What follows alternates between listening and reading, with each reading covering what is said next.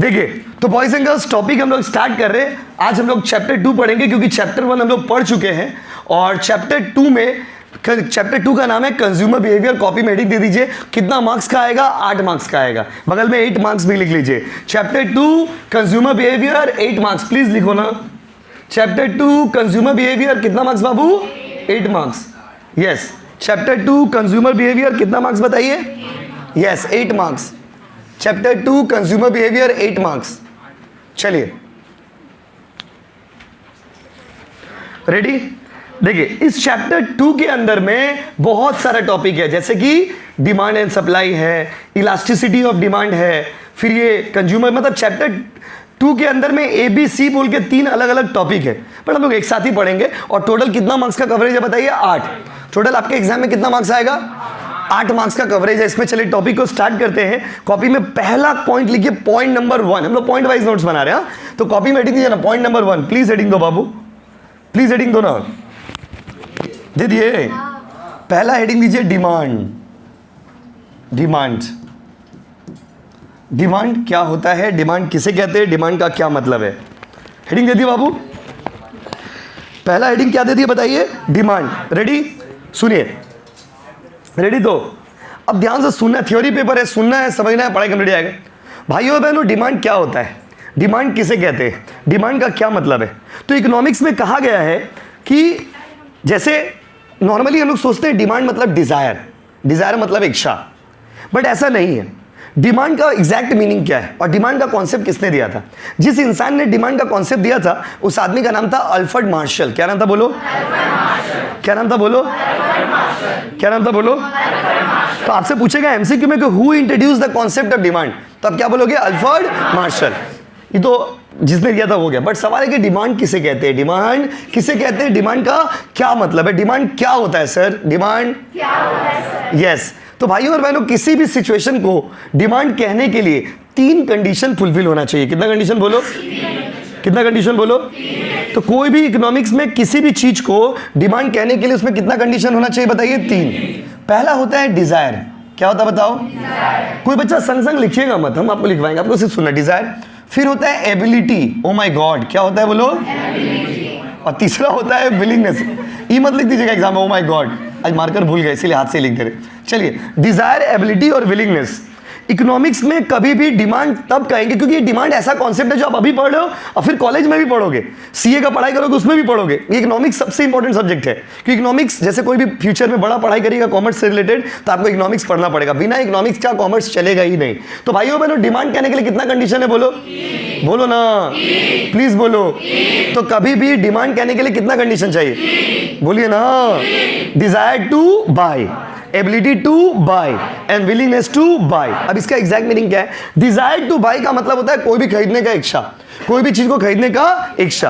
आप ट्यूशन आ रहे थे, आपने रास्ता में एक BMW कार देख लिया, अब बोले oh my God, oh my God, और क्या आपने उस गाड़ी को खरीद लिया? आपने अपना पॉकेट चेक किया, आपने देखा कि आपके पास 20 रुपया। कितना रुपया है? 20 रुपया। आपका डिजायर क्या है? BMW car. लेकिन आपके पास एबिलिटी है क्या? एबिलिटी है? नहीं है। तो ये डिमांड होगा? नहीं होगा। आदमी चाहता बहुत कुछ है जिंदगी में, हर चीज को मिल नहीं जाता है। What you want that is your desire. जो आप चाहते हैं वो क्या है? डिजायर। वो क्या है बोलिए? डिजायर। और जब उसको खरीदने का आपके पास क्षमता होता है, हैसियत होता है, औकात होता है, उसको बोलते हैं एबिलिटी। क्या बोलते हैं बाबू? एबिलिटी। और ये दोनों चीज होने के बाद भी डिमांड नहीं होता है, तब तक तीसरा कंडीशन नहीं होगा। तीसरा कंडीशन है विलिंगनेस। विलिंगनेस का मतलब होता है भाइयों और बहनों, मन होना चाहिए। क्या होना चाहिए? मन। आप ट्यूशन आ रहे थे, आपने सोचा कि हमको मूढ़ी चॉप खाने का मन कर रहा, आप पॉकेट चेक किया, आप देखे 20 रुपया आपके पास था, डिजायर भी था, एबिलिटी भी था, लेकिन आपको मन नहीं किया, दूर कौन जाएगा, छोड़ो नहीं खाएंगे। तो क्या ये डिमांड हुआ? नहीं। तो इकोनॉमिक्स में डिमांड तब तक नहीं होगा जब तक कितना कंडीशन नहीं होगा? बोलो, बोलो ना, बोलिए। Yes, desire to buy, ability to, willingness to। तो in economics demand is the situation when there are 3 conditions existing together. Economics में डिमांड तब होता है जब कितना कंडीशन होगा? Desire to, ability to, willingness to. जब आपके पास किसी चीज को खरीदने का इच्छा हो, पॉकेट में पैसा हो और आप जाकर के खरीद भी लो, तब वो क्या बन जाएगा? डिमांड। क्या बन जाएगा? आपको पता है आधा से ज़्यादा बच्चे लोग इकोनॉमिक्स डर से ही नहीं लेते, उनको लगता है इकोनॉमिक्स सबसे हार्ड सब्जेक्ट है।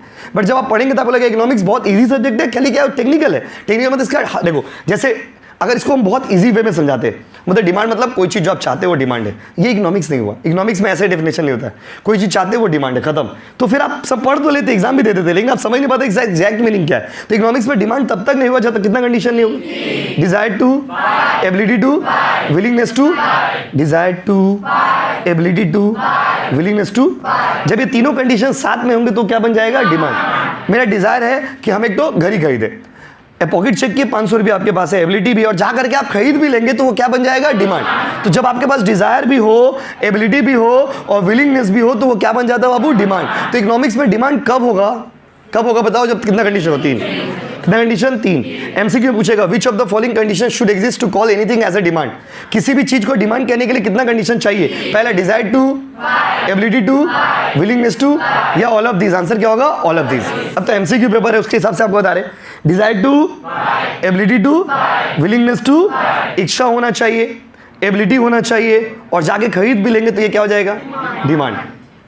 बात समझे ना, हमको मन हुआ कि हम ये वाला बोर्ड खरीदे, लेकिन मेरे पास पैसा नहीं था, पैसा नहीं था तो हम बोर्ड नहीं खरीद पाए। फिर मन हुआ कि बोर्ड खरीदे, फिर पैसा हुआ, फिर भी मन नहीं हुआ तो जाके खरीदे नहीं, तो भी डिमांड नहीं हुआ। जब पैसा भी हुआ, जब मन भी हुआ और जाके खरीद भी लिए, आज ये बोर्ड आपके सामने है, तब ये क्या बन गया, डिमांड। तो इकोनॉमिक्स में डिमांड तब होता है जब 3 कंडीशन हो। कितना कंडीशन हो, 3, डिजायर टू, एबिलिटी टू और विलिंगनेस टू बाय। अगर आप कॉमर्स पढ़ रहे हो और आपको डिमांड का डेफिनेशन नहीं आता है तो आपका जिंदगी में मोक्ष का प्राप्ति नहीं होगा। बात समझे ना, आपको आपका आत्मा का परमात्मा से मिलन नहीं होगा, क्योंकि डिमांड का डेफिनेशन आपको पता रहना चाहिए। तो इसी बात पे पहले लिखिए पॉइंट नंबर 1, डिमांड के बारे में लिख रहे हो ना, हेडिंग दे दियो ना डिमांड, हाँ ओके, लिखिए पॉइंट नंबर 1,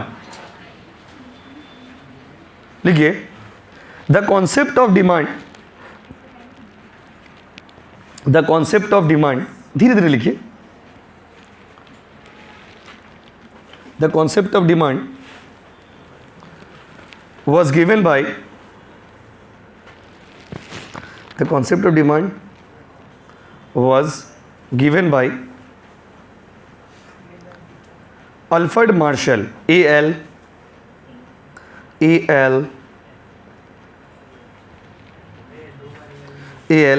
F-E-R-E-D, रिपीट मत करिए, A-L-F-E-R-E-D, अल्फ्रेड मार्शल, M-A-R-S-H-A-L-L,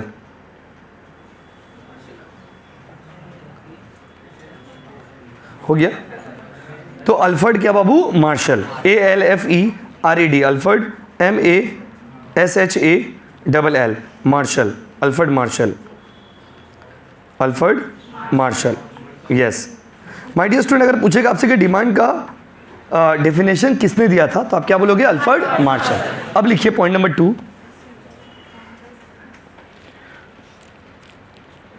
लिखिए following conditions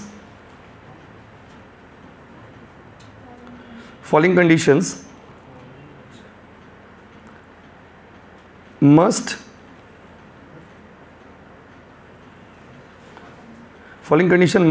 exist,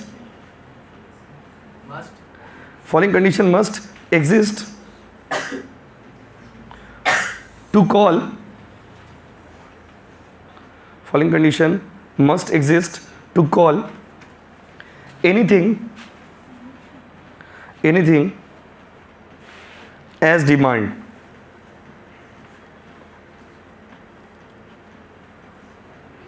anything as demand। कोई भी चीज को डिमांड कहने के लिए कितना कंडीशन है बोलो, 3। पॉइंट नंबर ए लिखिए, उसके अंदर में ए लिखिए, उसके अंदर में फॉलोइंग है ना तो अब उसके नीचे लिखना होगा। पॉइंट नंबर ए लिखिए, desire to buy, point number A लिखिए, desire to buy. Point number B लिखिए, एबिलिटी टू बाय,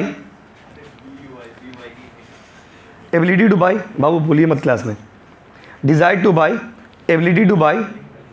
अब पॉइंट नंबर 3 लिखिए, willingness, WILLINGNESS, willingness to buy, willingness to buy. देखिए, वैसे तो आपको आंसर लिखना नहीं है एग्जाम में, लेकिन आपको पता तो रहना चाहिए कि डिमांड कब होगा। डिमांड करने के लिए कितना कंडीशन है? 3। Desire to, ability to, willingness to. मतलब कोई भी चीज डिमांड तब तक नहीं होगा, जैसे मान लीजिए आप सोचे कि हमको बुक खरीदना है, ये आपका डिजायर है, आपने पॉकेट चेक किया, आपके पास पैसा भी है, ये आपका एबिलिटी है। आप नहीं खरीदे तो ये डिमांड नहीं हुआ, आप जाके खरीद लेंगे तो ये आपका विलिंगनेस हो गया, और ये क्या बन जाएगा? डिमांड। मतलब डिमांड इकोनॉमिक्स में तब तक नहीं होता है जब तक आपके पास 3 कंडीशन एग्जिस्ट ना करता हो। पहला, आपके पास इच्छा होना चाहिए, दूसरा आपके पास एबिलिटी होना चाहिए, और तीसरा आपके पास विलिंगनेस होना चाहिए। These conditions exist together, this will be called as a demand. अगर ये तीनों कंडीशन साथ में होंगे तो ये क्या कहलाएगा बाबू? डिमांड। आप लोग में जिनका मान लीजिए नहीं किया हुआ क्लासेस, नोट्स तो हम भेज दिए थे ग्रुप में, फिर से भेज देंगे। आप पहले नोट्स कंप्लीट कर लेना, फिर अपना वीडियो सारा देख के पढ़ाई कंप्लीट कर लेना, क्योंकि अगला सप्ताह आपको टेस्ट देना है एमसीक्यू का। टेस्ट दोगे तो एक आइडिया आएगा आपको कि कैसे पेपर आता है, किस तरह से पेपर आएगा, कैसे क्वेश्चंस बन सकते हैं। तो बॉयज एंड गर्ल्स, इसी बात पे जल्दी से बताइए, डिमांड करने के लिए कितना कंडीशन है? Desire to, ability to, willingness to, buy. अगर ये तीनों कंडीशन साथ में काम करेंगे तो इसको हम लोग क्या बोलेंगे? डिमांड। अदरवाइज ये डिमांड नहीं। अब थोड़ा आगे बढ़ते, क्योंकि तब से आपको हम सिर्फ डेफिनेशन ही पढ़ा रहे कि डिमांड क्या होता है, डिमांड किसे कहते हैं। देखिए अभी क्या है ना, अब अगला टॉपिक जो आपको हम पढ़ाने आ रहे हैं वो है फैक्टर्स अफेक्टिंग डिमांड। जैसे अभी तक आप 2 कॉन्सेप्ट लिखो। पहला कॉन्सेप्ट की ये डिमांड कौन दिया था, तो अल्फ्रेड मार्श है। दूसरा कॉन्सेप्ट की डिमांड का डेफिनेशन क्या है वो। अभी तीसरा जो कॉन्सेप्ट है, कॉन्सेप्ट नंबर 3 जो है वो है फैक्टर्स अफेक्टिंग डिमांड। आपको नहीं लिखना है अभी, जब हम बोलेंगे तब लिखोगे। फैक्टर्स अफेक्टिंग क्या बाबू? डिमांड। इसका मतलब होता है कि वो कौन कौन सा चीज है जो डिमांड को प्रभावित करता है, वो कौन कौन सा चीज है जिसके ऊपर डिपेंड करता है कि हम लोग ज्यादा सामान खरीदेंगे कि कम सामान खरीदेंगे। वो कौन कौन सा चीज है जो बताता है कि हम लोग को सामान ज्यादा खरीदना चाहिए कि कम खरीदना चाहिए। मतलब वो कौन कौन से चीज है जिसके ऊपर डिपेंड करता है आपका डिमांड। मतलब आप ज्यादा खरीदोगे या कम खरीदोगे, किन किन चीजों पे डिपेंड करता है। तो वैसे तो हजारों चीज है जिसके ऊपर डिपेंड करता है कि आदमी क्या खरीदेगा और क्या नहीं खरीदेगा, लेकिन आपको हम एक एक करके पढ़ाते जा रहे, बताते जा रहे और समझाते जा रहे जो जरूरी पॉइंट है। पहले आप कॉपी में हेडिंग लीजिए, पॉइंट नंबर 3। 1 2 हो गया ना। 1 number given by Alfred Marsh, second number definition, और थर्ड नंबर लिखिए फैक्टर्स अफेक्टिंग डिमांड। और बात नहीं, प्लीज माहौल खराब मत करो यार। Factors affecting demand, factors affecting demand. Spelling बोले क्या बाबू? AFFECTING, affecting demand. फैक्टर्स बोलते हैं, इसी का दूसरा नाम है डिटर्मिनेंट्स। जैसे किसी स्कूल में टीचर डिटर्मिनेंट्स बोल के लिखा दिया तो आप डर मत जाना कि ये क्या लिखा दिया। फैक्टर्स, डिटर्मिनेंट्स सब एक ही चीज है। बात समझे ना? डिटर्मिनेंट्स ऑफ डिमांड, वो कौन कौन सा चीज है जिसके ऊपर डिमांड डिपेंड करता है। एकदम नोट्स भी जो बनाएंगे ना हम लोग पूरा एमसीक्यू के हिसाब से बनाएंगे। तो अभी फैक्टर्स हेडिंग दे दिया आपने, अब एक एक करके हम सारा फैक्टर आपको लिखाएंगे और समझाएंगे। पहला फैक्टर जो इसमें है वो है प्राइस। कोई भी सामान का जो डिमांड होता है ना, वो उसका दाम पे डिपेंड करता है। पहला पॉइंट इसके अंदर में लिखिए पॉइंट नंबर A, प्राइस। अब ऐसा नोट्स बनाओ ना कि सब जलने लगे आपसे। पॉइंट नंबर A लिखिए प्राइस। हो गया? देखिए आप बोलना नहीं है, क्या बोले थे कल, समझ नहीं आ रहा, कमेंट नहीं करना, सिर्फ सुनना है। देखिए तो पहला पॉइंट है बाबू प्राइस। पहला पॉइंट क्या बताइए? प्राइस। अभी देखो भाई, प्राइस क्या होता है, प्राइस से डिमांड में क्या रिलेशन है, ये रिश्ता क्या कहलाता है, इस प्यार को क्या नाम दे। How price affects demand, how demand is affected by price, what is the relation between price and demand. Price में और डिमांड में क्या रिलेशन है, इस प्यार को क्या नाम दे, ये रिश्ता क्या कहलाता है। तो मतलब आपको रिलेशनशिप देखना है कि प्राइस में और डिमांड में क्या रिलेशन है। ध्यान से समझिएगा, नहीं तो एमसीक्यू कर नहीं पाइएगा। बात समझे ना? क्योंकि नॉन एमसीक्यू रहने से थोड़ा बहुत आदमी बना के लिख देता है, लेकिन एमसीक्यू पेपर में क्या है, एग्जैक्टली सही आंसर आना चाहिए। अगर आंसर आता है तो सही है, नहीं आता है तो गलत है। इसी बात पे जल्दी से बताइए, पहला फैक्टर क्या बताया आपको हमने? प्राइस। अब देखिए प्राइस में डिमांड में रिलेशन कैसा है, पहले ध्यान दीजिएगा भाइयों और बहनों। प्राइस और डिमांड में कुछ ऐसा रिलेशन है कि जब कोई भी सामान महंगा होता है ना तो लोग कम खरीदते हैं, और जब कोई सामान सस्ता होता है ना तो लोग ज्यादा खरीदते हैं। तो ये रिश्ता क्या कहलाता है? उल्टा रिलेशन है। कैसा रिलेशन है बताइए? उल्टा। जब कोई सामान महंगा होगा तो लोग क्या खरीदेंगे? अभी लिखना नहीं, आप लिखने में छोड़ दो, अभी सुनो ना सिर्फ। जब कोई सामान महंगा होगा तो क्या खरीदेंगे?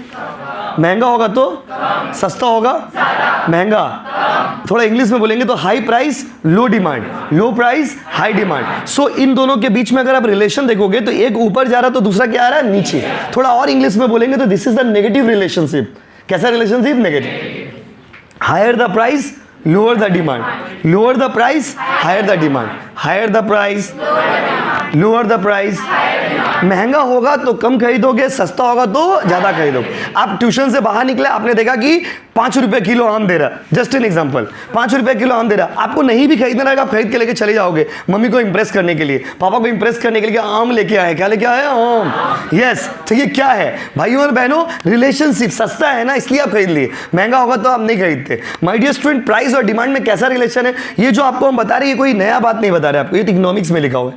क्या लिखा हुआ है? कि कोई सामान महंगा होता है तो हम लोग कम खरीदते हैं, और सस्ता होता है तो ही हम लोग ज्यादा खरीदते हैं। ये बात आपको पहले से ही पता था कि महंगा सामान आदमी कम खरीदता है, सस्ता सामान आदमी ज्यादा खरीदता। हम सिर्फ इसको ऑर्गेनाइज कर दे रहे कि high price low demand, low price high demand. अभी एमसीक्यू में आपसे पूछेगा कि what kind of relation you find between the price and demand. Price और डिमांड में कैसा रिलेशन है? ऑप्शन देगा पॉजिटिव, नेगेटिव, जीरो। आंसर क्या होगा? नेगेटिव। नेगेटिव क्यों? सामान महंगा होगा तो कम खरीदोगे, सस्ता होगा तो ज़्यादा खरीदोगे। High price low demand, low price high demand, high price low price, high price low price. But कुछ सिचुएशन ऐसा है, अब इतना फीलिंग लेके क्यों बोल रहे हैं आप समझिए। दुनिया का सबसे सुंदर वर्ड क्या होता है? बट। क्योंकि बट के बाद उसका मीनिंग उल्टा हो जाता है। तब से हम चिल्ला चिल्ला के क्या पढ़ा रहे कि महंगा होगा कम खरीदेंगे, सस्ता होगा ज़्यादा खरीदेंगे। ये बात सबको पता है, बट क्यों इतना फीलिंग लेके बोल रहे? क्योंकि कुछ सिचुएशन ऐसे हैं जहां महंगा होने के बाद भी आदमी खरीदता है। जैसे कि आपको हम पूरा बता देते फिर लिखाते हैं। कुछ सिचुएशन ऐसा होता है ना जहां महंगा है फिर भी लोग खरीदते हैं। उसमें एक कैटेगरी आता है, बाबू बोलना नहीं है, बीमारी है क्या बाबू? चुपचाप बैठोगे, समझ नहीं आ रहा। प्रेस्टिजियस गुड्स, कितना बार समझाए की बात? पढ़ाई का फ्लो ब्रेक मत करिए। प्रेस्टिजियस गुड्स, उसका पहला सिचुएशन होता है prestigious goods. When it comes to the prestige, people don't bother about the price. इसका मतलब होता है जब बात पैसा इज्जत का आता है तो लोग पैसा के बारे में नहीं सोचते हैं। कुछ सामान ऐसा होता है ना जो इंसान के इज्जत से जुड़ा होता है। And there are some commodities which we don't buy because we need them. We buy just because we want to show off. कुछ सामान हम लोग इसलिए नहीं खरीदते हैं क्योंकि हमको जरूरत है। कुछ सामान इसलिए खरीदते हैं क्योंकि हमको शो ऑफ करना है। क्या करना बोलिए? Show off. और वैसा सामान को बोलते हैं इकोनॉमिक्स में प्रेस्टिजियस गुड्स। और ये महंगा होने के बाद भी आदमी खरीदता है। क्या है कि सस्ता सामान कभी प्रेस्टिजियस नहीं हो सकता। जैसे आपको हम एग्जांपल देते हैं, आप समझ जाओगे। तब से आपको चिल्ला चिल्ला के एक ही बात पढ़ा रहे, महंगा होगा कम खरीदेंगे, सस्ता होगा ज़्यादा करेंगे। लेकिन इंग्लिश में बोला जाता है एक्सेप्शंस। कुछ सिचुएशंस ऐसे हैं जहाँ ऐसा नहीं होता है, महंगा होने के बाद भी हम लोग खरीदते हैं, महंगा है फिर भी खरीदेंगे। ऐसा कब होगा? 2-3 एग्जाम्पल आपको देते हैं। पहला है प्रेस्टिजियस गुड्स। प्रेस्टिजियस गुड्स मतलब इज्जत। बात जब इज्जत का होगा तो पैसा के बारे में आप नहीं सोचोगे। हम आपसे पूछते बताइए, इज्जत की पैसा? इज्जत की पैसा? कमेंट करो, जवाब दो। इज्जत की पैसा? इज्जत चाहिए। अब आप लोग बोलोगे नहीं हमको पैसा चाहिए, तो देखो इसका मतलब क्या हो गया कि मान लीजिए कोई आपको बोला कि ठीक है मेरा भाई का शादी है, तुम गेट पे खड़ा रहना, सब तुमको एक एक थप्पड़ मारेगा, तुमको 20 रुपया करके मिलेगा, आप चले जाओगे? नहीं जाओगे। बोलने का बात होता है। बात जब इज्जत का आता है तो आदमी पैसा के बारे में नहीं सोचता। आपको हम एग्जाम्पल देते हैं। जैसे देखिए, जब इंडिया में शादी बाड़ी में जाते हैं, अच्छा शादी में तो ये नहीं लिखा हुआ है कि लड़का BMW कार से आएगा तभी शादी होगा। आदमी रिक्शा से भी जा सकता है शादी करने, आदमी साइकिल से, पहले जमाना में जाता ही था आदमी लोग, साइकिल से भी जा सकते शादी करने के लिए। लेकिन सीन क्या है ना, शो ऑफ। क्या बाबू? Show off. Costly dresses, show off. Jewellery, show off. महंगा फोन, शो ऑफ।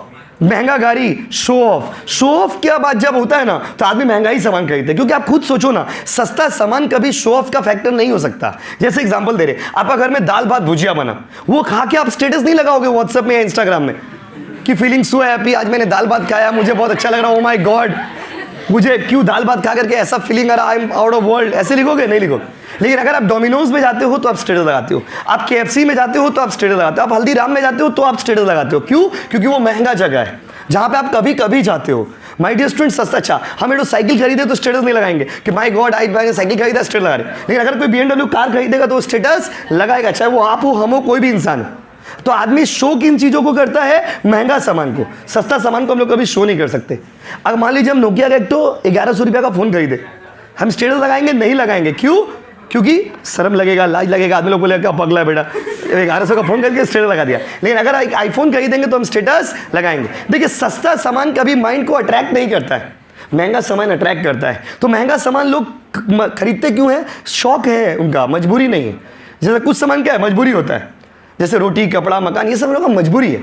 लेकिन आईफोन मजबूरी नहीं है, BMW कार मजबूरी नहीं है, ये सब चीज़ आदमी क्यों खरीदते हैं? शो ऑफ के लिए। और बात जब शो ऑफ का होता है ना, तो लोग पैसा के बारे में नहीं सोचते हैं, और उस समय महंगा सामान ही लोग खरीद। अब खुद सोचो ना, आप और हम क्या सोचते हैं कि आईफोन कौन खरीदता होगा, क्या जरूरत है इतना महंगा आईफोन खरीदने का? खरीदने वाला खरीदता है। क्यों खरीदता है? Show off. आप देखिए, एक आपको एग्जांपल दे रहे, अगर मान लीजिए जैसे हम ये फोन आपको पढ़ा रहे, ऐसे मान लीजिए बार बार मेरा फोन आएगा, हम ऐसे करके बात करेंगे, आपका माइंड में हिट नहीं करेगा, बोले ओ भैया का फोन आया आ रहा, चलो। अभी अगर हम आईफोन निकाल कर ऐसे ऐसे करेंगे, आप लोग ओ भैया आईफोन दिखा रहे। ये इंसान का माइंडसेट है, बात समझिए ना, इंसान का माइंडसेट है। जैसे हम ऑनलाइन क्लास कराते हैं ना, एग्जाम टाइम में लाइव क्लास होता है यूट्यूब पे, तो जैसे एक दिन मेरा ये वाला फोन खराब था, तो मैं आईफोन निकाल दिया ऐसे करके, तो ऐसे करके पढ़ाई, तो कोई अलग कमेंट किया, बोला कहो भैया आईफोन दिखा रहे आप। अब वो उसका सोच है, वो उसका माइंडसेट है। नॉर्मली हम यही फोन यूज करते पढ़ाने के लिए, लेकिन मान लीजिए ऐसे निकाले हुए, तो आपका माइंड में हिट, एक बार भी आप कमेंट नहीं करोगे। लेकिन आप लोग में से अभी भी अगर हम वो फोन निकाल देंगे, आप लोग कोई बच्चा बोलोगे आईफोन दिखा रहे, आईफोन दिखा।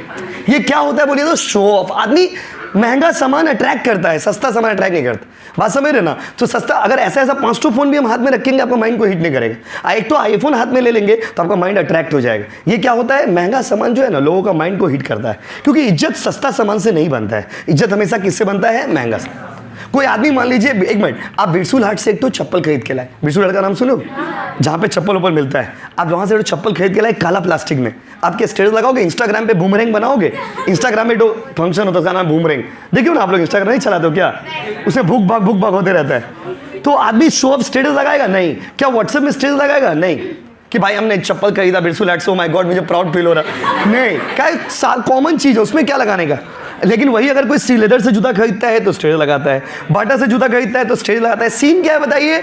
We only show the expensive things, cheap products को शो नहीं किया जाता है। तो कुछ सामान ऐसे होते हैं ना जो महंगा है, फिर भी लोग खरीदते हैं। क्यों खरीदते हैं? शो ऑफ करने के लिए, दिखाने के लिए, लोगों को अट्रैक्ट करने के लिए। इसको बोलते हैं प्रेस्टिजियस गुड्स। क्या बोलते हैं वो बताओ?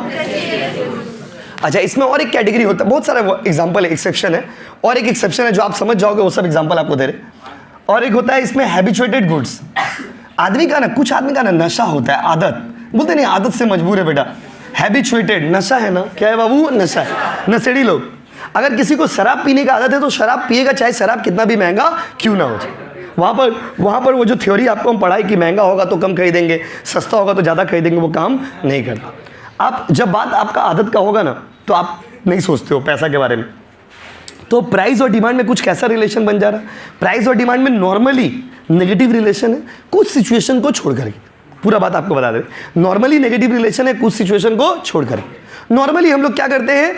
महंगा होता है तो कम खरीदते हैं, सस्ता होता है तो ज़्यादा खरीदते हैं। लेकिन बात जब इज्जत का आता है तो you don't think about the price. महंगा होने के बाद भी आप खरीदते हो।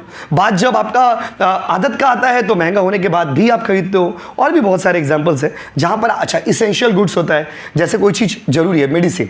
अब घर में मान लीजिए एक मेडिसिन का दरकार है, कोई आदमी का तबियत खराब है, वहाँ पे तो आप दाम के बारे में नहीं सोचोगे। मेडिसिन कितना भी महंगा होगा तो आप खरीदोगे, क्योंकि वो आपका मजबूरी है। तो माय डियर स्टूडेंट्स, प्राइस में और डिमांड में नॉर्मली कैसा रिलेशन है? महंगा होगा तो कम खरीदेंगे, सस्ता होगा तो ज़्यादा खरीदेंगे। लिखिए लिखिए, बहुत बात नहीं प्लीज लिखिए। देयर इज, प्राइस के सामने लिखिए, there is negative relationship, there is negative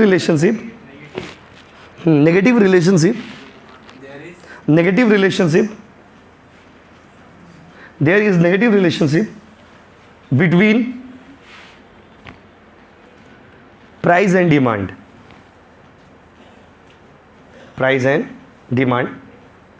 except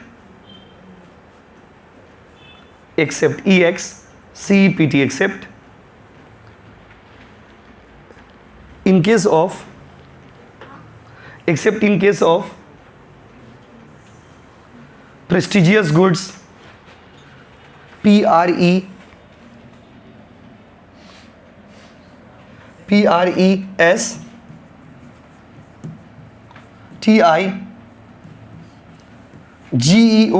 prestigious goods, comma, habituated goods, habituated, habituated goods, etc. etc. हो गया अब देखिए, इसको बहुत बड़ा करके लिखा जा सकता था, बहुत अभी इसमें बहुत बड़ा लिख सकते थे आप, बट आपका एमसीक्यू इतना दरकार ही नहीं। आपको सिर्फ ये पता रहना चाहिए कि प्राइस और डिमांड में कैसा रिलेशन है, नेगेटिव। और कुछ सिचुएशंस में ये रिलेशन काम नहीं करता है, जैसे कि प्रेस्टीजियस गुड्स, हैबिचुअल गुड्स, और भी बहुत सारे सिचुएशन है। कुछ एक दो एग्जांपल आपको यहाँ पे लिखे। अच्छा, दूसरा देखो, बहुत सारा फैक्टर है जिससे डिमांड डिपेंड करता है। दूसरा फैक्टर होता है कोई सामान हम लोग ज़्यादा खरीदेंगे, कम खरीदेंगे। दूसरा फैक्टर होता है, बहुत बड़ा फैक्टर है, वो है इनकम। दूसरा फैक्टर होता है बाबू इनकम। इनकम के ऊपर इंसान का डिमांड बहुत हद तक डिपेंड करता है। क्यों, देखो इस टॉपिक के बाद ना एक टॉपिक है आपका इलास्टिसिटी, इसी चैप्टर में। तो इलास्टिसिटी आपको तब तक नहीं समझ आएगा ना जब तक आप ये वाला टॉपिक नहीं पढ़ोगे। ये टॉपिक अगर आप अच्छे से नहीं समझोगे तो आपको इलास्टिसिटी समझ नहीं आएगी, क्योंकि वहाँ पर भी यही सब कॉन्सेप्ट काम आएगा। भाइयों और बहनों, दूसरा कॉन्सेप्ट है इनकम। ध्यान से सुनोगे एकदम। इनकम क्या होता है, इनकम से डिमांड कैसे अफेक्टेड होता है। देखिए, इकोनॉमिक्स में कहा गया है कि जब आदमी का इनकम बढ़ता है तो आदमी का डिमांड भी बढ़ता है सुपीरियर गुड्स के लिए। इकोनॉमिक्स में कहा गया है कि जब आपका इनकम बढ़ता है तो आपका डिमांड भी बढ़ता है, कौन सा गुड्स के लिए, सुपीरियर। अच्छा, मतलब बताते हैं आपको, जब इनकम बढ़ता है तो डिमांड घटता है, कौन सा गुड्स के लिए, इंफीरियर गुड्स के लिए। और जब आपका इनकम बढ़ता है तो डिमांड में कोई इफेक्ट नहीं होता है, कौन सा गुड्स के लिए, न्यूट्रल गुड्स के लिए। अब ये तीनों डिटेल में आपको समझाते हैं। अभी ऐसे लिखेंगे तो ऐसे ही लिखेंगे हम लोग, जब लिखेंगे ना तो एकदम ऐसे ही लिखवाएंगे आपको, खाली मीनिंग समझिए। इसका मतलब क्या हुआ, पहला सिचुएशन में बोला है कि जब एक आदमी ज़्यादा कमाएगा तो उसका डिमांड बढ़ जाएगा, कौन सा चीज़ के लिए, सुपीरियर गुड्स के लिए। इसका मतलब होता है कि जब आप ज़्यादा कमाते हो ना तो आप महंगा सामान ज़्यादा यूज़ करते हो। जब आदमी कमाता है तो महंगा सामान ज़्यादा यूज़ करता है, और जब आदमी कमाता है तो सस्ता सामान कम यूज़ करता है। सुपीरियर मतलब अच्छा सामान, इंफीरियर मतलब लो क्वालिटी सामान। सस्ता सामान जो होता है उसको बोलते हैं इंफीरियर, और जो अच्छा सामान होता है उसको क्या बोलते हैं, सुपीरियर। तो माय डियर स्टूडेंट, दुनिया में अच्छा सामान कौन सा है और खराब सामान कौन सा है, उसका कोई डेफिनेशन नहीं। What is good, what is bad, there is no definition to that. This is your income which makes the thing good और बैड। अच्छा क्या है, बुरा क्या है, मैटर नहीं करता है। जो आपके लिए आज अच्छा है हो सकता है कल वो आपके लिए बुरा हो जाएगा, और जो आज आपके लिए बुरा है हो सकता है कल वो आपके लिए अच्छा हो जाएगा। पूरा प्रभाव किसका है, इनकम। इनकम बढ़ेगा तो डिमांड बढ़ेगा, कौन सा गुड्स के लिए, सुपीरियर। इनकम बढ़ेगा तो डिमांड घटेगा, कौन सा गुड्स के लिए, इंफीरियर। जब ज़्यादा कमाने लगिएगा ना, जैसे आप ट्यूशन से निकल करके किसी दुकान में आप फुचका खाते हो, ट्यूशन से निकल करके अपने मित्रों का हाथों में हाथ धर के आप क्या करते हो, मान लीजिए फुचका खाते हो, और जिस दुकान में आप अभी फुचका खाते हैं ना, आज से 5 साल बाद 10 साल बाद आप बोलोगे छी इस दुकान का फुचका, ओ माय गॉड। क्यों बोलोगे बताओ, क्योंकि वो आपके लिए इंफीरियर हो जाएगा। क्या बदल गया बताइए, बदलता कुछ भी नहीं है, बदलता है only your income. Your income changes everything. आपका इनकम ही सब कुछ बदल देता है। तो जब आपका इनकम ज़्यादा होगा तो महंगा सामान ज़्यादा यूज़ करोगे। एक गरीब आदमी, देखो चॉइस कौन करता है, आने दीजिए ना बस, हम एक चॉइस कौन करता है, who makes the choices. Choices are being made by the poor people. गरीब लोग चॉइस करते हैं, हम लोग आप लोग जैसे कॉमन आदमी लोग चॉइस करते हैं, हम लोग आप लोग जैसे गरीब व्यक्ति लोग चॉइस करते हैं। अमीर लोग कभी चॉइस करता है, अमीर लोग को चॉइस करने का दरकार नहीं। क्या है, वो दुकान में गया, उसको जो खरीदना होगा खरीद के लेके आ जाएगा। Who makes the choices, the people like you and me. हम लोग आप लोग जैसे साधारण व्यक्ति लोग, गरीब व्यक्ति लोग, कॉमन व्यक्ति लोग, हम लोग जाकर के क्या करते हैं, चॉइस करते हैं, चुनते हैं क्या सही है क्या गलत है, लाल वाला कपड़ा ले, पीला वाला ले, कौन सा ले नहीं ले। इतना ड्रामा कौन करता है, हम लोग आप लोग करते हैं। अमीर लोग इतना ड्रामा नहीं करते, क्योंकि उनके पास फंड है, उनके पास पैसा है, उनके पास रिसोर्स है। तो जब आपका इनकम बढ़ेगा, अच्छा आप जैसे देखो, एक गरीब आदमी इतना चूजी नहीं होता है, वो नहीं समझता है कि वो कौन सा साबुन यूज़ कर रहा है। कीटाणुओं से सुरक्षा के लिए लाइफबॉय इस्तेमाल करें, सॉफ्ट त्वचा के लिए डव लगाएं। अगर सॉफ्ट त्वचा चाहिए, आपका चेहरा अगर बिहार का रोड जैसा है और आपको सॉफ्ट त्वचा चाहिए तो क्या लगाओ, डव लगाओ, पियर्स लगाओ, बात समझे। तो ये सब साबुन वाबुन चूजी कौन होते हैं, अमीर लोग। गरीब लोगों का क्या है, जरूरत पड़ेगा तो विम बार से भी नहा लेगा, बात समझे, जरूरत पड़ेगा तो विम बार से। विम बार समझते हो, बर्तन धोने का साबुन है। क्या कर रहे हो बाबू, जनरल नॉलेज भी तो लेना होगा ना। तो विम बार से बर्तन साफ होता है, मजबूरी में बर्तन साबुन वाला यूज़ कर लेंगे, क्या दिक्कत है। तो महंगाई, दे बात समझिए, what is good, what is bad, what is superior, what is inferior, that all depends upon your income. Higher the income, higher the demand for superior goods, lower the income, lower the demand for inferior goods. और ये दोनों तो तब से समझ रहे लोग। ये तीसरा कौन है, तीसरा होता है न्यूट्रल गुड्स। इकोनॉमिक्स में कहा गया है कि कुछ चीज़ ऐसा होता है जिसका हम लोग का इनकम से कोई लेना देना ही नहीं, जैसे माचिस। अब मान लीजिए माचिस क्या है, माचिस आपका 1 रुपया में मिल जाता है, 2 रुपया में माचिस मिल जाता है। तो अब आप गरीब हो चाहे अमीर हो, माचिस तो कल भी उतना यूज़ करते थे, आज भी उतना यूज़ कर रहे। जब गरीब थे तो कम माचिस खरीदते थे, अमीर हो जाएंगे तो ज़्यादा माचिस खरीदेंगे, सबका घर में आग लगाएंगे। ऐसा है क्या, नहीं ऐसा है, बताइए नहीं है। जो जितना माचिस पहले यूज़ करते थे उतना ही माचिस अभी भी यूज़ करें। नमक नमक नमक, सॉल्ट, दूसरा एग्जांपल सॉल्ट। सॉल्ट क्या है? अभी गरीब थे तो भी कम सॉल्ट खाते थे, अमीर रहेंगे तो भी कम सॉल्ट खाएंगे, तो सॉल्ट ज़्यादा खाने लगेंगे। माय डियर स्टूडेंट, कुछ सामान ऐसे होता है ना जिसका आपके डिमांड से कोई लेना देना नहीं। आप ज़्यादा कमाओ चाहे कम कमाओ, उसको कोई फर्क नहीं पड़ता, उसको बोलते हैं न्यूट्रल गुड्स। कौन से गुड्स बाबू? न्यूट्रल। लिखिए इनकम वाला में लिखिए। देखो ऐसे ही लिखना जैसे हम लिख रहे हैं बोर्ड में, देखिए हम एरो के टाइप में लिखेंगे, ऐसे ही आपको करना पड़ेगा। बाबू बात नहीं करिए प्लीज, पढ़ाई का फ्लो ब्रेक हो जाता है बात करने से, समझिए। देखिए इनकम बढ़े, जैसे हम लिख रहे हैं ना वैसे लिखिए। पॉइंट इसके अंदर में point number A B C, इसके अंदर में इनकम के अंदर में ए बी सी करके लिखोगे। जैसे हम लिख रहे इनकम एरो अप, इनकम मतलब इनकम बढ़ेगा तो डिमांड भी बढ़ेगा। कोड भाषा लिखना तो है, नहीं समझना है। कौन सा गुड्स के लिए भाई? सुपीरियर। देखिए ऐसा लिख दे रहे ना कि सिर्फ आप ही समझ पाओगे, बाकी आदमी बोलेगा आंखों के सामने अंधेरा छा गया। इनकम बढ़ेगा तो डिमांड बढ़ेगा। कौन सा गुड्स का बाबू? सुपीरियर। याद रहेगा ना बाबू कि पूरा लिख ले, इतना गजनी थोड़ी हो यार। इनकम बढ़ेगा तो डिमांड बढ़ेगा। कौन सा गुड्स का? सुपीरियर। तो इसका मतलब, अच्छा इसको थोड़ा और स्टैंडर्ड लेके चलते हैं। इसका मतलब ये जो रिलेशन है ना, ये कैसा रिलेशन है? पॉजिटिव। तो यहाँ पर ना पॉजिटिव भी लिख लीजिए, सब MCQ का पॉइंट है। Superior SUPERIOR, superior.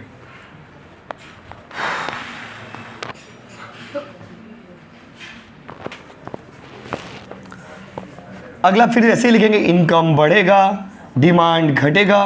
कौन सा गुड्स का बाबू? इंफीरियर। फिर इसी स्टाइल में लिख लीजिए। तो ये कैसा रिलेशन हो गया बाबू? नेगेटिव। ये इलास्टिसिटी में आपको बहुत हेल्प करेगा। इलास्टिसिटी टॉपिक इसके बाद पढ़ेंगे। नेगेटिव हो क्या हो जी? तुम पगला पीपा क्या हो क्या बाबू क्लास में? पियक्कड़ जैसा कर रहे हो यार। इनकम बढ़ेगा डिमांड घटेगा। कौन सा गुड्स के लिए बताइए? इंफीरियर। उसके बाद इनकम बढ़े चाहे घटे, डिमांड रिएक्ट ही नहीं करेगा। देखिए कैसे हमने लिखा है, इनकम अप चाहे down, demand no changes. Cross कर दिए डिमांड को, पहले ये लिखिए यहां तक। उसके बाद इनकम अप डाउन दोनों कर दिए, लेकिन डिमांड में कोई चेंज नहीं हुआ। क्या कोई फर्क नहीं पड़ता है? यहां पे कौन सा गुड्स होगा? न्यूट्रल। और वैल्यू कितना होगा? 0।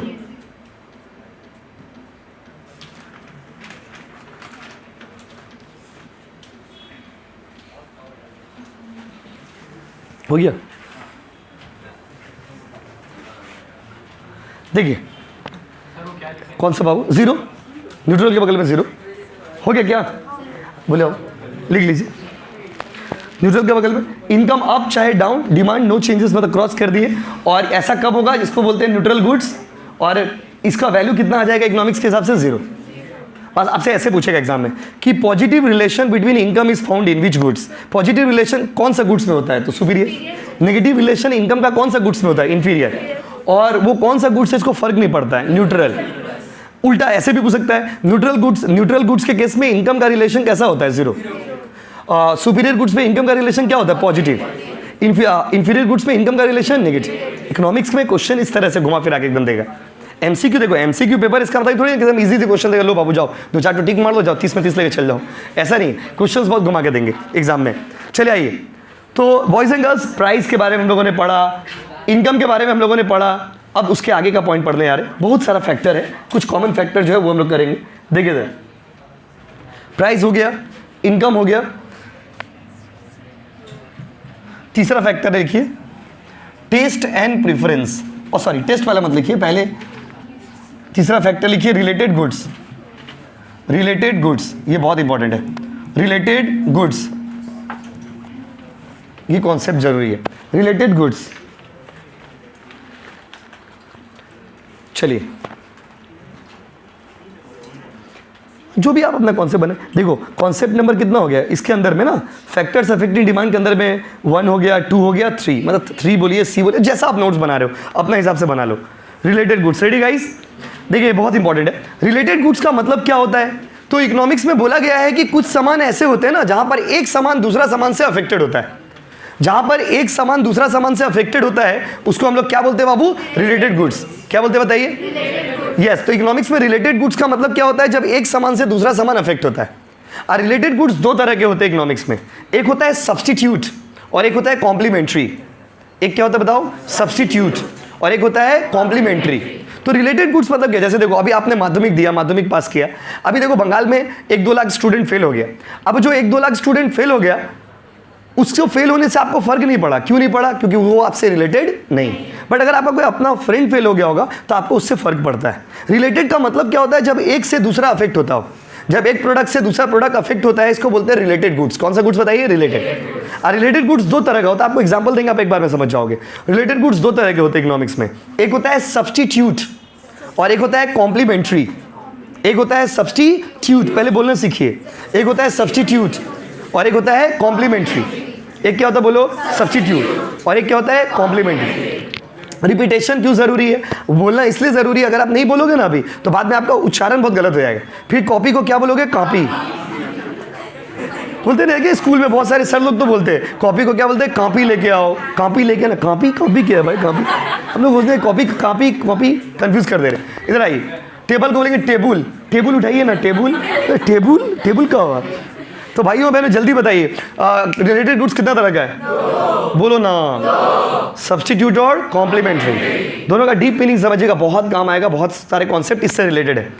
My dear student, substitute goods वो होता है ना जब हम लोग एक सामान के बदले दूसरा यूज करते हैं, इसको बोलते हैं सब्स्टिट्यूट। कॉम्प्लीमेंट्री गुड्स वो होता है when 2 products are jointly demanded, this is called complementary. Substitute goods का मतलब होता है जब एक के बदले हम लोग दूसरा यूज करते हैं। इसका एग्जांपल हो गया चाय कॉफी। कहीं भी आप जाते हो आदमी क्या पूछता है? चाय लोगे कि कॉफी लोगे? चाय कॉफी, कॉफी चाय, ये क्या हो गया? सब्स्टिट्यूट। चाय कॉफी क्या हो गया? सब्स्टिट्यूट। 7 अप और स्प्राइट क्या हो गया? सब्स्टिट्यूट। बात समझिए ना, 7 अप और स्प्राइट क्या हो गया? सब्स्टिट्यूट।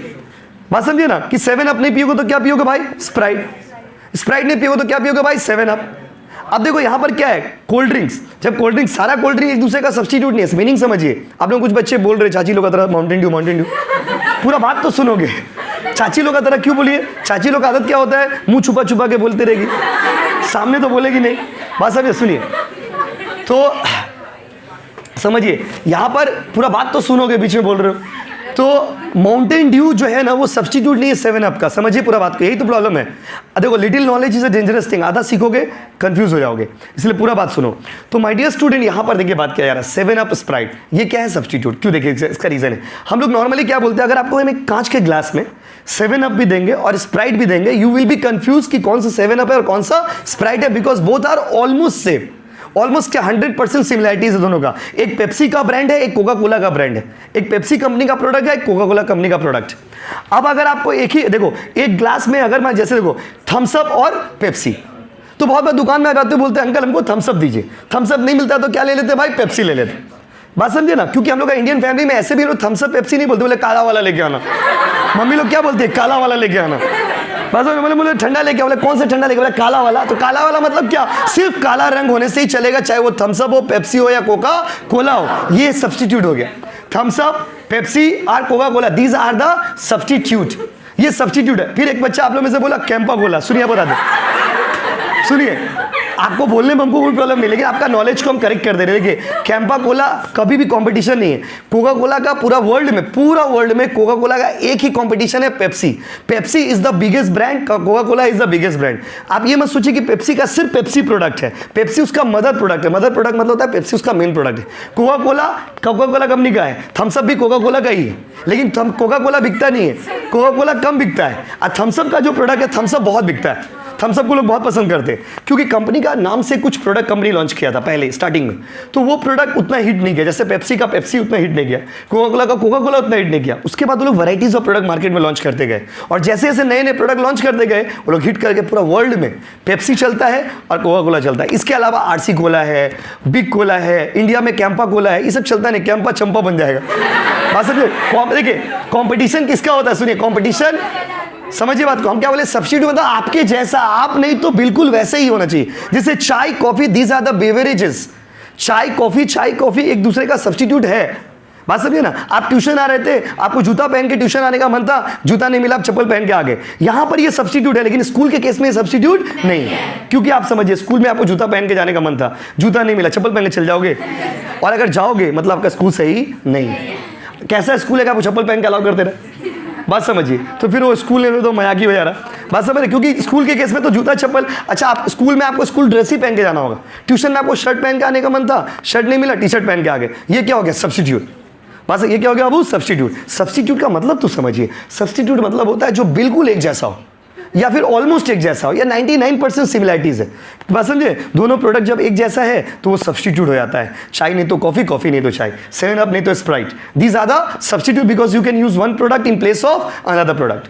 अब आते हैं कॉम्प्लीमेंट्री कैटेगरी में। कॉम्प्लीमेंट्री मतलब होता है when two products are jointly demanded. इसका मतलब होता है अगर आपको यूज करना है तो दोनों चाहिए, अदरवाइज आप यूज नहीं कर पाइएगा। जैसे ताला है तो चाबी भी चाहिए, कार है तो पेट्रोल भी चाहिए, कॉपी है तो पेन भी चाहिए।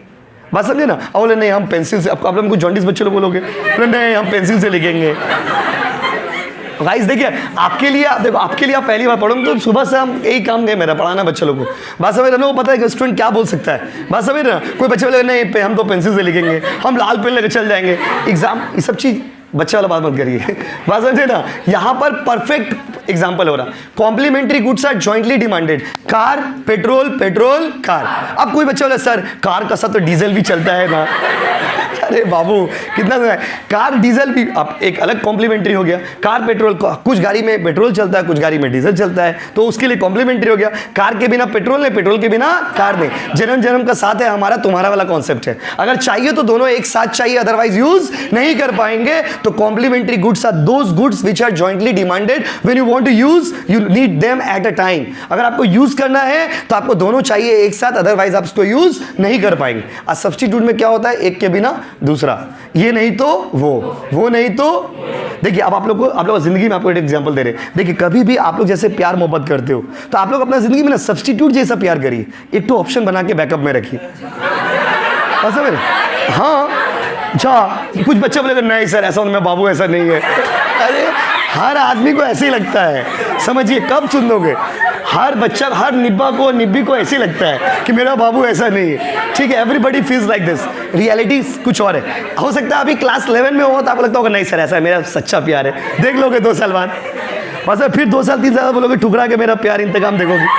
फिर तो आपको समझिए आज आप लोग का जमाना जो 2024 में आप हो, 2014 में नहीं, बस अब 1994 में नहीं, वो जमाना अलग था, अभी का जमाना अलग है। 2024 में आपको अपना जिंदगी को सब्स्टिट्यूट के साथ जीना होगा। ऑप्शंस रखिए अपना पास, एक से ब्रेकअप हुआ नेक्स्ट, एक से ब्रेकअप हुआ नेक्स्ट। सब्स्टिट्यूट मतलब क्या? उसके जैसा। कॉम्प्लीमेंट्री क्या होता है बताइए? जन्म जन्म का साथ है हमारा तुम्हारा। तो जो बच्चा लोग कॉम्प्लीमेंट्री वाला जिंदगी जिएगा, बोले नहीं हम बाबू के साथ जिएंगे, बाबू के साथ मरेंगे, उन लोग का हाल कैसा हो जाएगा? तेरे नाम और गजनी। बात समझ रहे? इसीलिए सब्स्टिट्यूट और कॉम्प्लीमेंट्री दोनों पढ़ा दिए। जो आपको अच्छा लगे अपना जिंदगी में डाल लेना। लिखो रिलेटेड गुड्स के बारे में लिखिए, बाद में बाबू आस्ते, बस हो गया। लिखिए, इसे उतना चाप मत लीजिए। लिखिए लिखिए following are the types of, following are the types of, हाँ रिलेटेड के अंदर में लिखिए, following are the types of,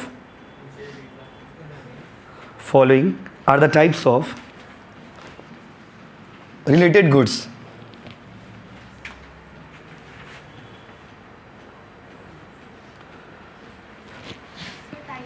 Related goods. Point number 1. अब इसके अंदर में पॉइंट नंबर 1 सब्स्टिट्यूट। स्पेलिंग बोले क्या बाबू? ओके वेरी गुड, बोल दे रहे। नहीं ठीक है, अब देखो प्रॉब्लम है तो पूछ सकते हो, कोई दिक्कत नहीं। सब्स्टिट्यूट, सब्स्टिट्यूट ये टॉपिक नहीं समझोगे ना तो इसके बाद पार्ट भी नहीं समझ आएगा। पार्ट भी है ना यहाँ पे, इलास्टिसिटी वो सब इससे रिलेटेड है। सब्स्टिट्यूट लिख दिए, अब इसका डेफिनेशन लिखेंगे और 1-2 एग्जांपल लिखेंगे। सब्स्टिट्यूट के बारे में लिखिए, when one product can be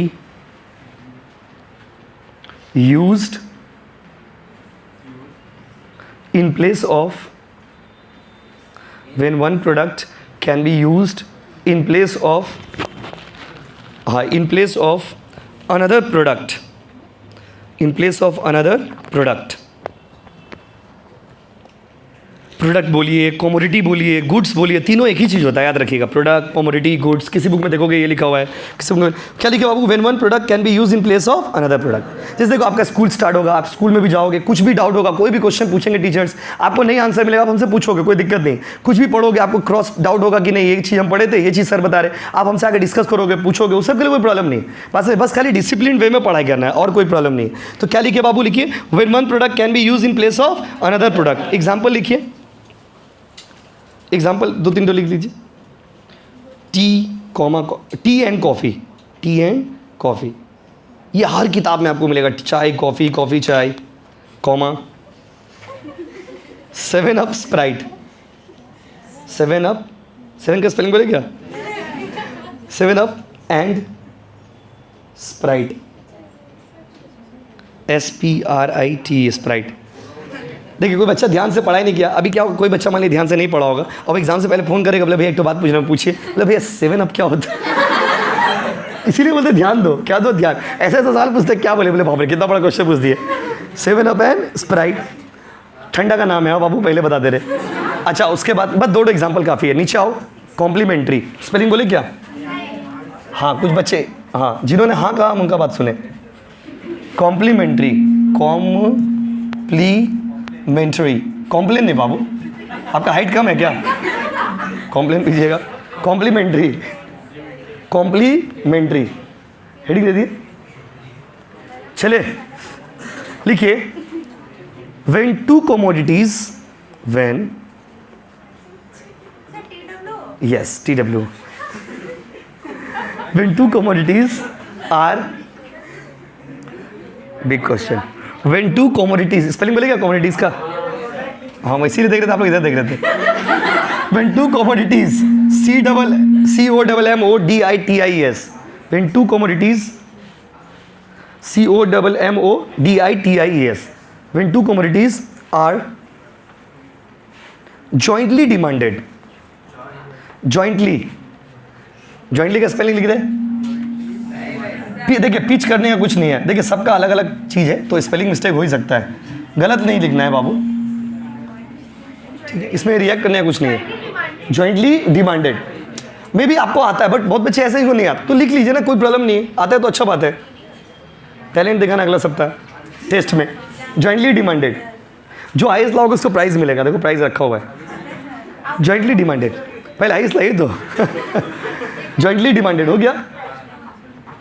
देखो पहले टेस्ट का पेपर आपको देंगे, उसके बाद फिर वो पेपर चेक करेंगे, चेक करने के बाद फिर पेपर आपको डिस्कस करके आंसर्स बता देंगे, और फिर आपको पता चल जाएगा किसका हाईएस्ट है, किसका कम है, किसका ज़्यादा है। जॉइंटली डिमांडेड हो गया। वो एग्जांपल लिख लीजिए, car and petrol, car and petrol, comma lock and की, लिख सकते लॉक एंड की, ताला एंड चाबी। वैसे ऐसे बहुत एग्जाम्पल है, आप 1-2 तो समझने के लिए लिख दिए। हो गया बाबू, आज के लिए इतना ही, थैंक यू सो मच। लिख देते बोर्ड में, लिखो बाबू आस्ते आस्ते, एक हम बार बार आप लोग को यही बात बोल रहे हैं, प्लीज़